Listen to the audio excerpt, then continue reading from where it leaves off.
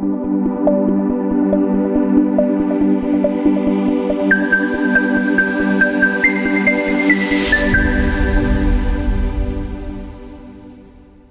us start by revisiting the syllabus that we have been using in the last 2 years. They could come in different flexible learning modalities, from online distance learning to being modular. In the syllabus, there should be a part that describes how these modalities were specifically delivered, such that it mentions the learning activities conducted in the mode. Like for example, in ODL, teaching and learning was done synchronously and asynchronously.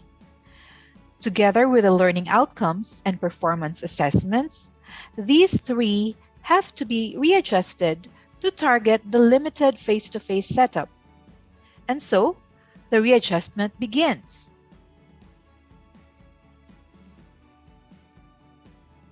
We now move on to segregating the activities. Which activities should be done online? Which ones are done face-to-face? Before we go into the process of activity segregation, we have to consider the following. We have to prioritize the activities that need to be done in person, and they are assessment activities or exams, performance tasks, and knowledge deepening that would need in-person demonstration from the teacher. Also, all resources like notes, videos, images, and interactive materials should be made available online. Another one is looking at the technology tools that can be utilized, especially in face-to-face, if they are available and feasible.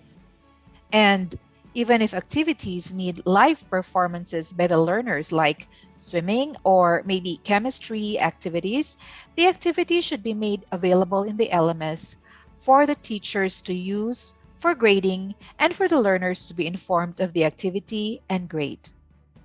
Here is an example of how I segregated the activities in a more detailed way.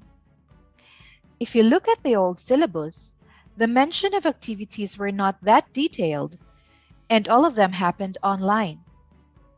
For the limited face-to-face setup, there is a need to really arrange them in such a way that each activity is clearly categorized where it should be conducted. Take, for example, the unit exam. It appeared in both modalities. It is because the exam is online, placed in the LMS, and should be taken by the students in person in the computer lab. At the same time, it is a proctored exam.